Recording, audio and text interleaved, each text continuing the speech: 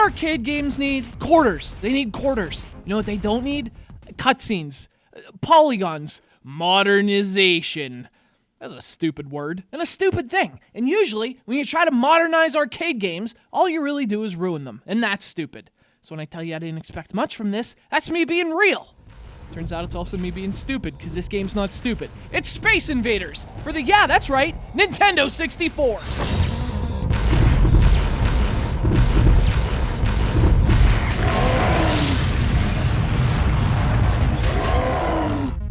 So Space Invaders was released in 1999.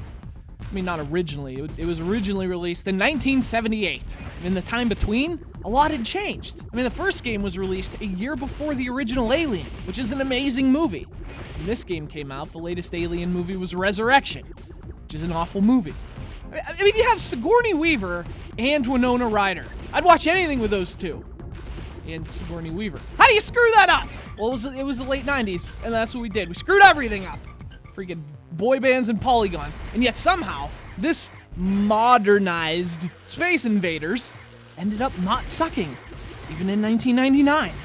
Even with polygons. Winona Ryder has nice polygons. So why does this game work when other updated arcade sequel games do not? What makes this different from, say, Frogger Beyond? Well, see, there's a difference between updating a game and, modernizing it. There's also a difference in what you try to change. So, for example, you want to update the look? Hey, that's cool. Maybe throw in some new modes. I'm cool with that. But when you try to update the gameplay, or I guess more specifically, when you try to change it, that's when things go wrong. Space Invaders doesn't need to change. So Space Invaders didn't change on the Nintendo 64. Instead, it just updates the presentation and throws in some new gameplay elements. So it adds to the classic instead of taking away or making the frog talk. Frogger Beyond sucks. Now, what doesn't work? Well, about that presentation. I mean, it's what you'd expect from 1999. With the dull colors and the grittiness. It's done well and everything. It looks okay. But, and this is more about personal taste, I would have preferred a more colorful, even cartoony game. Or better yet, just scrap the polygons altogether and just do some awesome sprites. That's just me. I suppose there's a big market for brown on brown, muted colors, especially in 1999. And again, to its credit, the game looks pretty sharp on the Nintendo 64. Really, the only nitpicky thing is that the explosions are just, if you look closely, you can tell they're just sprites over the polygons. And that looks kind of crappy.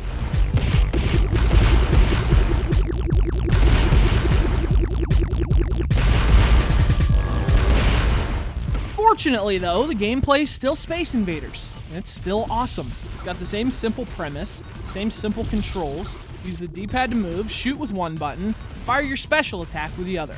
So it's got that arcade simplicity that made it such an addictive game in the first place. And for that reason, it really stands out on the Nintendo 64.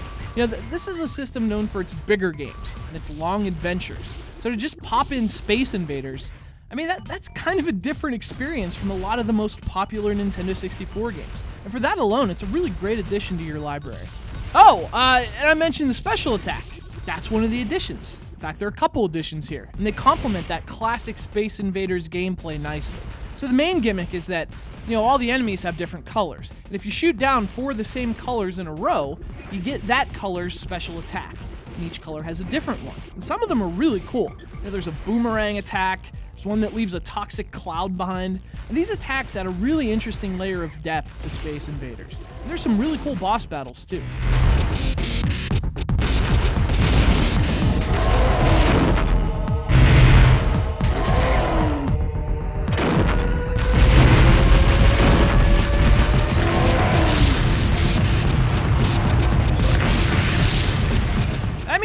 Personally, I would have liked something that looks and sounds a little more retro.